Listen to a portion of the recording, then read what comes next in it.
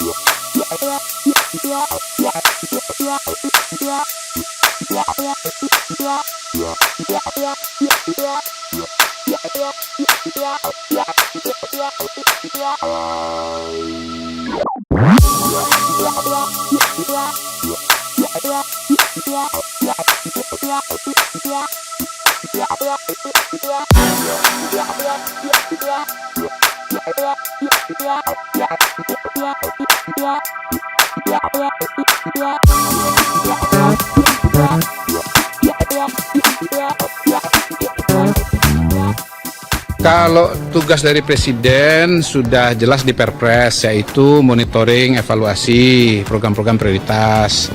Tapi kita juga melihat bahwa begitu banyak hal yang dilakukan oleh pemerintah itu harus disosialisasikan. Jadi walaupun ya sudah berdiri kantor komunikasi pemerintah, ya kan kemarin kantor komunikasi Presiden kan, sekarang kantor komunikasi pemerintah.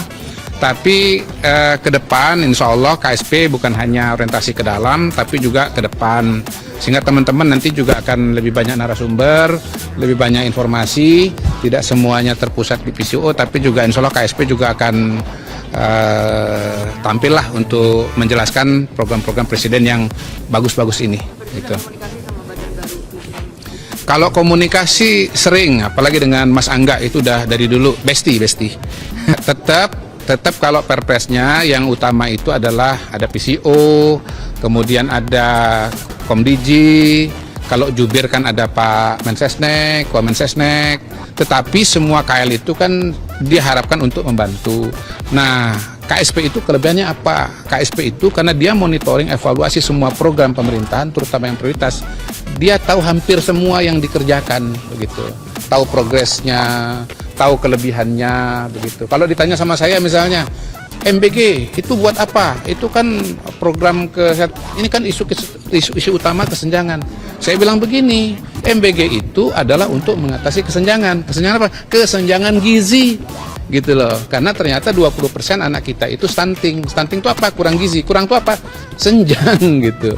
Nah, yang gizinya cukup pun sebetulnya secara IQ harus ditingkatkan. Kenapa? Kalau dibandingkan dengan negara tetangga, IQ kita senjang. Jadi kita pengen yang stunting nggak stunting, yang IQ-nya masih kurang bisa meningkat supaya kita kualitas SDM-nya bagus dan bisa bersaing dengan negara tetangga, mau negara manapun, mau Singapura, mau Cina, mau Amerika dan seterusnya. Begitu itu cara kita menjelaskan pentingnya MBG di masyarakat.